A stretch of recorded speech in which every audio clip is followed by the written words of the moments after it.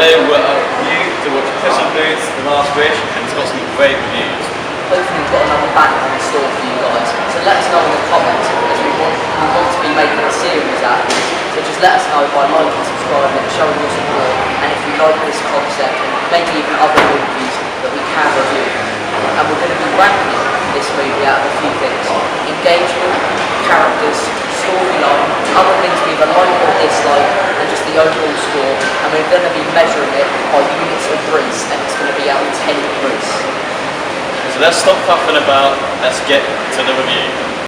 Good afternoon, we are back. It's a little bit cold outside, we've left the cinema, hopes high, it was a pretty good film, but let's not just tell you about how good we thought it was, let's actually give you the ratings. So, start it off with engagement. Well, I've gone for 7. Based on the storyline, the focus of him having the last life was lovely.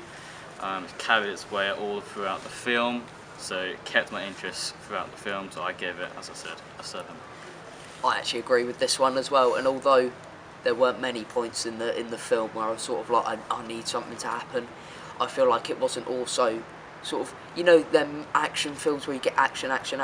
Although there was action, it was more toned down action, maybe for that child audience, so I may not have found myself as engaged as I might with a Star Wars as per se, but it was very good. Both 7 out of 10s. This one we don't disagree with. So now let's go on to the characters. The characters were really strong, particularly Puss In Boots. His arc throughout the story is really strong, and even the villains, particularly Death, was really frightening. His whistling was really scary. Yeah. So what was your rating for it? I've gone for 9 for the characters. As I said, really strong. The villains were strong. Puss In Boots' arc was really enticing.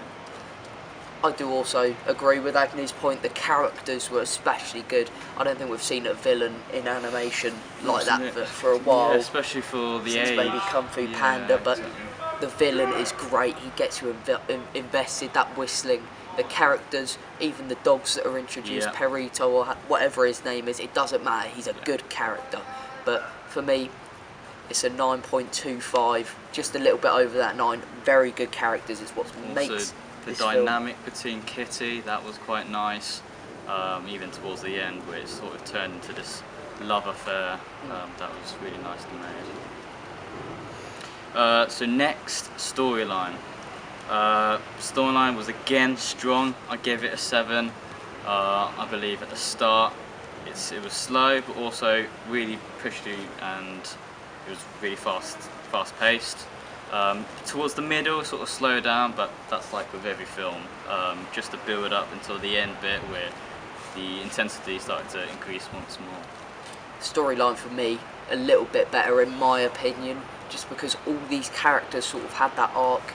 Puss In Boots in particular having that arc from becoming arrogant to, you know, being a toned down character, settling down, even finding a potential love interest that didn't happen before. But I even think with like Goldilocks and the Three Bears, that was nice. The storyline's there for everyone. Yeah. The storyline is there for everyone, which is why I love it. It's why I'm here to say 8 out of 10. Yeah.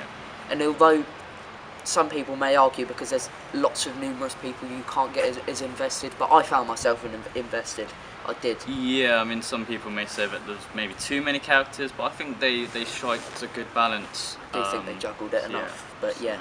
So now, moving on to the additional points, areas such as music, how it was filmed, you know, maybe how, in this particular case, how the animation was done. Yeah, so animation was really strong for me. I think even certain parts, it was sort of handmade animation was really nice, like particularly in the action scenes, that was really nicely made. So for animation, 7.5, could have even gone for an 8 there.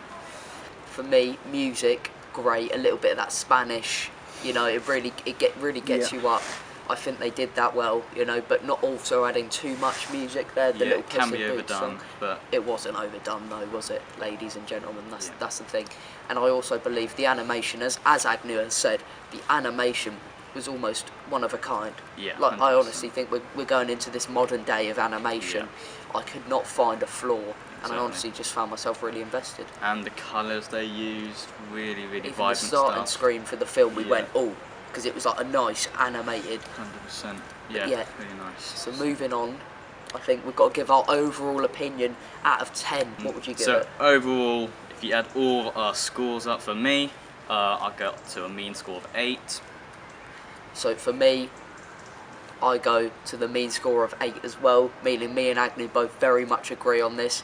We'd also very much recommend it, although it might be more for a child audience, a family audience, but I still, as teenagers, we still got a good watch. Exactly, still, the storyline made it strong, so all ages could really get involved with the story. Yeah, for recent animations especially, things like Moana I haven't been able to get invested in, I couldn't really, but this animation, perfect. Yeah, I mean DreamWorks do well in terms of reaching that older audience. Disney sort of focus on that child, and I think DreamWorks sort of... It's a well-rounded film. Yeah, 100%. But yeah, without further ado, we hope you enjoyed the video. Please like and subscribe if you did. And obviously, as we said, we're trying to make a series out of this, so let us know what films you want down in the comments below. Without further ado, stay rizzed.